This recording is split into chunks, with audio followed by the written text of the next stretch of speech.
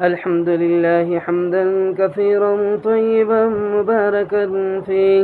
الصلاة والسلام على محمد رسول الله صلى الله عليه وسلم.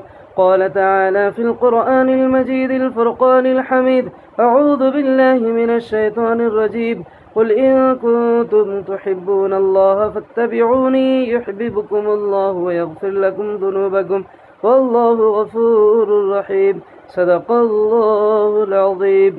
محترم معزز ساتھیوں، پیارے بھائیوں، عزیز دوستوں، اللہ رب العزت کا بے انتہا کرم ہے، فضل ہے اس مالک دو جہاں پروردگار عالم الہ معبود برحق نے ہمیں رمضان کا بابرکت مہینہ عنایت فرمایا.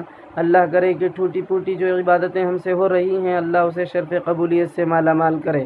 عزیز ساتھیوں، پیارے بھائیوں، رمضان و غیر رمضان ہم جو عبادتیں کرتے ہیں، ہماری بندگی کا جو طریقہ ہے، وہ بندگی کا طریقہ ہمارا نبی صلی اللہ علیہ وسلم کی اتباع اور نبی کے طریقے کے مطابق ہونا ضروری اور شرط ہے.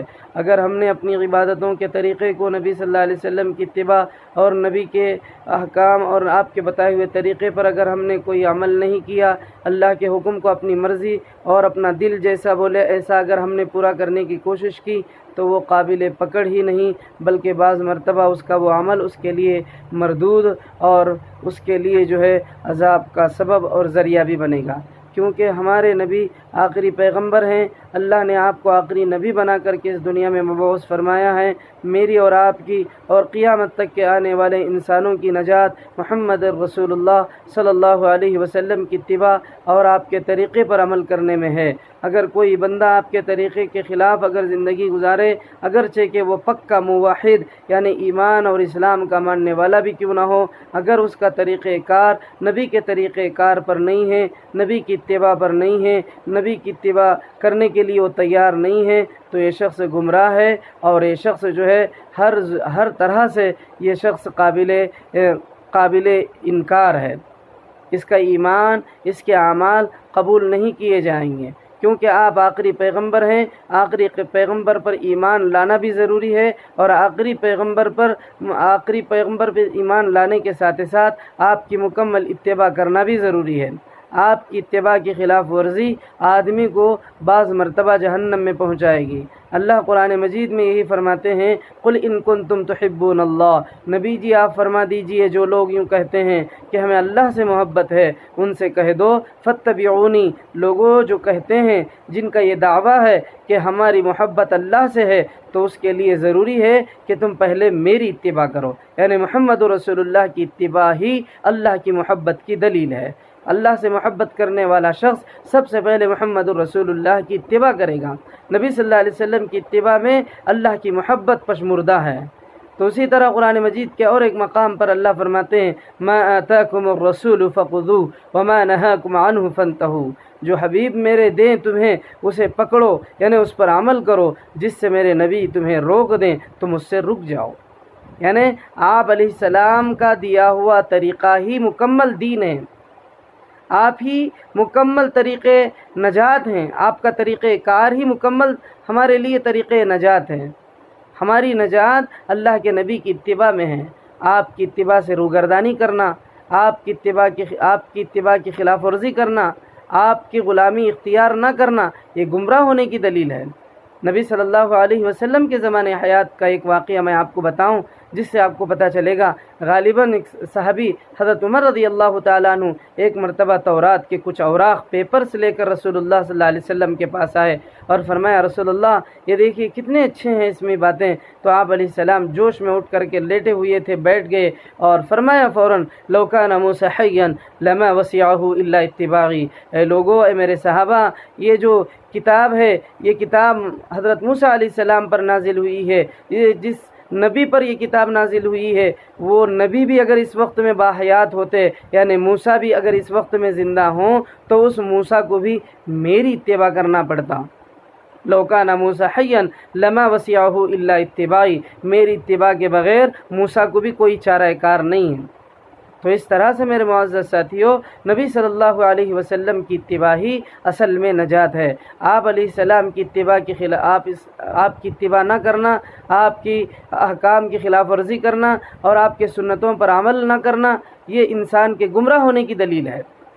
میرے معزز ساتھیوں، وقت کے کتنا بھی بڑا عابد زاہد، کتنا بھی متقی، کتنا بھی بڑا موحد کیوں نہ ہو، اگر وہ محمد عربی کی اتباع نہیں کر رہا ہے، محمد صلی اللہ علیہ وسلم کی فرما برداری نہیں کر رہا ہے، محمد صلی اللہ علیہ وسلم کی غلامی اختیار نہیں کر رہا ہے، محمد صلی اللہ علیہ وسلم کو اپنی جان سے، اپنے مال سے، اپنی بیوی بچوں سے، اپنے سب کچھ چیزوں سے جسے وہ پسند کرتا ہے، ساری چیزوں سے زیادہ محبت رسول اللہ کی اس کے دل میں نہیں ہے، تو اس کا ایمان کامل نہیں ہے، اور اس کا طریقہ کار جو بھی عمل خیر کرے وہ نبی کے طریقہ کار پر نہ ہو تو وہ بھی اس کا عمل بھی قابل قبول نہیں ہے۔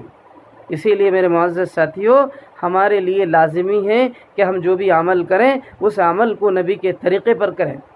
نبی کے طریقے کے خلاف اگر کریں گے، مثلا روزہ اللہ کے نبی علیہ السلام نے ہمیں فرمایا صبح صادق سے غروب آفتاب تک، اس میں ہمارے لیے خیر ہے۔ اگر کسی نے افطار میں دیری کر دی تو مکروہ فرمایا آپ نے، اور اسی طرح سے اور کچھ حرکتیں جس کی وجہ سے وہ بجائے ثواب کے گناہ بھی بن جاتے ہیں۔ اسی لیے میرے معزز ساتھیوں، نبی علیہ السلام کی اتباع اور فرما برداری ہمارے ایمان کا حصہ ہے، اور نبی کی اتباع کے بغیر آدمی مکمل ایمان والا نہیں بن سکتا۔ اذا جاءك المنافقون قالوا نشهد انك لرسول الله والله يعلم انك لرسوله والله يشهد ان المنافقين لكاذبون۔ نبی صلی اللہ علیہ وسلم کی خلاف ورزی کرنے والے، نبی کے زمانے حیات میں جو لوگ منافقین تھے، جن کے دلوں میں کچھ، زبانوں پر کچھ تھا، نبی صلی اللہ علیہ وسلم کی باتوں پر ان کو ایمان اور یقین نہیں ہوتا تھا، نبی صلی اللہ علیہ وسلم کے باتوں پر وہ مشتبہ اور مشکوک ہو جاتے تھے، نبی صلی اللہ علیہ وسلم کا استہزاء اور مذاق اڑاتے تھے آپ کے پیٹھ پیچھے، ایسے لوگوں کو قرآن نے، اللہ نے ان کو منافق کہا۔ اور ایسے منافق، جن منافقوں کے تعلق سے جن کا اللہ کے نبی علیہ الصلاۃ والتسلیم کا نبی صلی اللہ علیہ وسلم سے اگر محبت اور نبی صلی اللہ علیہ وسلم سے تعلق اگر سچا اور پکا نہ ہو تو ایسے لوگ منافق کہلائیں گے، اور ایسے لوگوں کا انجام بہت برا ہوگا، اور ایسے لوگوں کا انجام خود قرآن کہتا ہے ان المنافقین فی الدرک الاسفل من النار، منافقوں کے لیے جہنم کا نچلا طبقہ ہے۔ اور ایک جگہ قرآن فرماتا ہے استغفر لهم او لا تستغفر لهم ان تستغفر لهم 70 مرة فلن يغفر الله لهم، ایک بار نہیں، دو بار نہیں، 70 مرتبہ بھی ان کے لیے دعائیں مغفرت کی جائے تو تب بھی ان کی مغفرت نہیں ہوگی۔ یہ اللہ اعلان کر رہا ہے فلن يغفر الله لهم۔ یہ کن لوگوں کو؟ یہ وہ لوگ جو نبی صلی اللہ علیہ وسلم کی ذات پر شک کرتے تھے، آپ کو دل سے پسند نہیں کرتے تھے، آپ کی باتوں پر یقین نہیں کرتے تھے۔ یہ لوگ اللہ کے نبی علیہ السلام پر مکمل طریقے سے یقین نہ کرنے کی وجہ سے یہ منافقوں کے زمرے میں چلے گئے۔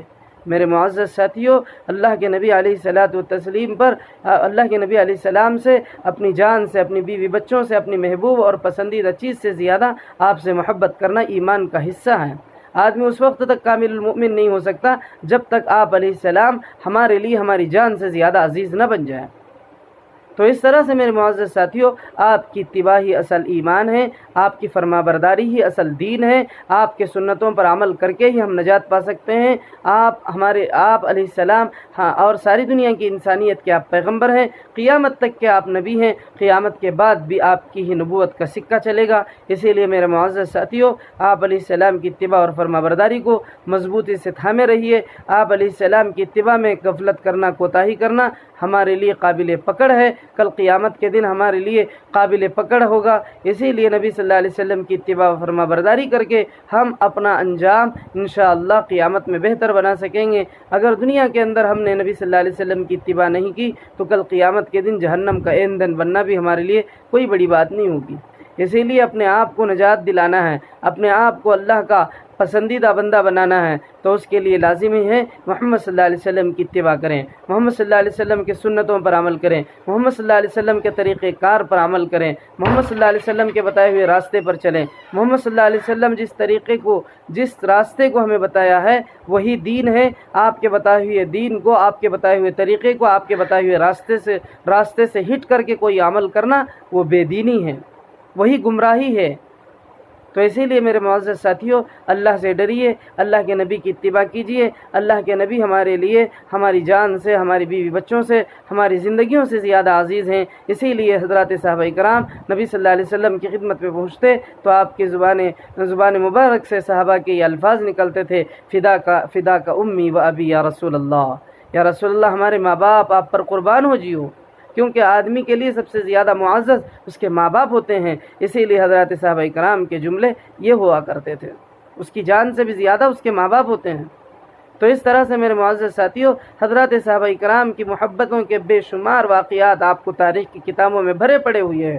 صدیق اکبر کی محبت کا انداز کا طریقہ الگ، اور اسی طرح سے عمر رضی اللہ عنہ کے محبت کا طریقہ کار الگ۔ جب یہ جیسا کہ موسیٰ علیہ الصلوۃ والتسلیم کا آپ نے یہ فرمایا لو کان موسیٰ حیا لما وسعہ الا اتباعی، تو یہ فرمانے کے بعد حضرت عمر رضی اللہ تعالیٰ عنہ فوراً کہا رضیت باللہ ربا وبالاسلام دینا وبمحمد رسول اللہ صلی اللہ علیہ وسلم نبیا و رسولا۔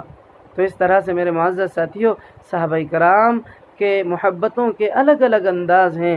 نبی صلی اللہ علیہ وسلم کے ساتھ ان کے فدائی اور ان کے صحابہ ایسے محبت کرتے تھے، اسی طرح کی محبت ہمارے دلوں میں بھی ہونی چاہیے۔ آپ کی اتباع ہمارے ذمہ لازمی ہے، آپ کی اتباع کی خلاف ورزی ہمارے لیے قابل پکڑ ہے۔ آپ علیہ الصلوۃ والتسلیم ہمارے لیے سب کچھ ہیں۔ آپ کے طریقہ کار پر چل کر، آپ کے بتائے ہوئے راستے پر چل کر ہم جنت کو پہنچیں گے، اور آپ کے بتائے ہوئے راستے کو چھوڑیں گے تو سیدھے جہنم میں جائیں گے۔ اس لیے میرے معزز ساتھیوں، میں انہی کچھ باتوں کے ساتھ آگے انشاءاللہ آئندہ دنوں میں آپ کی خدمت میں عرض کروں گا۔ اللہ تبارک و تعالیٰ سے دعا ہے پروردگار عالم الہ معبود برحق ہماری دعاؤں کو بے انتہا قبول فرما، ہمارے روزوں کو قبول فرما، ذکر و اذکار تلاوت قرآن کو بے انتہا قبول فرما۔ آمین وآخر دعوانا ان الحمد للہ رب العالمین۔